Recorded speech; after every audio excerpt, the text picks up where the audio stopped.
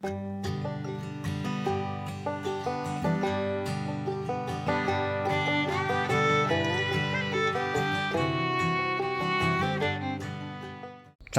lingkungan fitostruktur ruang terbuka hijau tidak hanya tanah atau udara, namun suatu ekosistem yang mencakup tanah, air daratan dan pesisir, dan tentu saja adalah udara.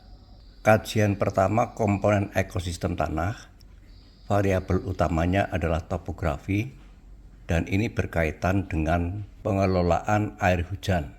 Dalam kesetimbangan aliran, debit presipitasi adalah sama dengan debit infiltrasi ditambah dengan debit limpasan. Untuk debit infiltrasi mengikuti formula Darcy, sementara untuk debit limpasan mengikuti formula Manning. Dari berbagai studi mengenai ruang terbuka hijau, debit limpasan adalah sama dengan atau kurang dari 50% debit hujan. Untuk kondisi maksimum dapat digunakan debit limpasan sama dengan 50% debit hujan, sehingga debit infiltrasi juga sama dengan 50% debit hujan. Atau debit masuk tanah sama dengan debit limpasan muka tanah. Dengan ketetapan kesetimbangan itu, maka luas ruang terbuka hijau merupakan fungsi dari kemiringan lahan. Makna praktiknya adalah distribusi RTH harus lebih luas di pegunungan atau perbukitan. Kondisi ini menguntungkan secara alamiah, yaitu efektivitas serapan CO2 untuk fotosintesis, karena pada ketinggian lahan cukup mendapatkan energi sinar matahari. Di samping itu, mampu menekan erosi tanah di hulu. Dan juga penting adalah meningkatkan infiltrasi air hujan di hulu.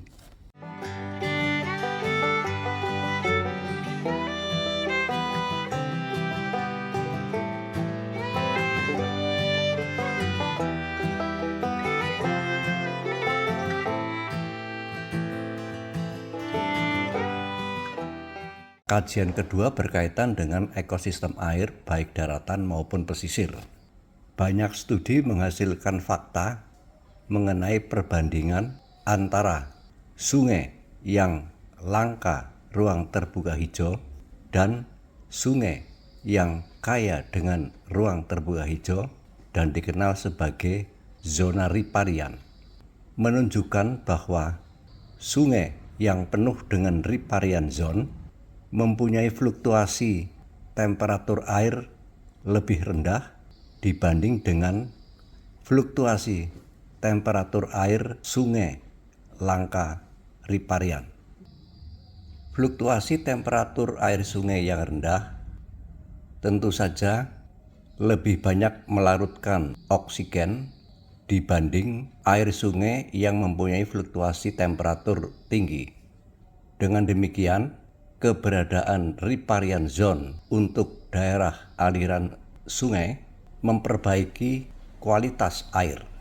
Di samping itu, riparian zone baik daratan maupun pesisir sangat penting untuk menekan dampak luapan perairan baik dalam bentuk rob maupun setingkat tsunami.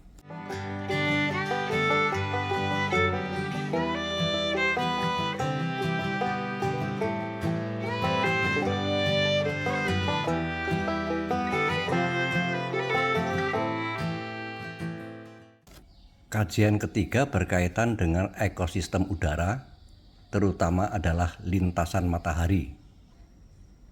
Distribusi RTH lintasan membujur utara-selatan adalah sangat menguntungkan dibanding lintasan melintang timur-barat, karena RTH lintasan membujur mendapat perlakuan sama dari paparan sinar matahari, sehingga serapan karbon dioksida untuk fotosintesis lebih efektif dibanding RTH lintasan melintang.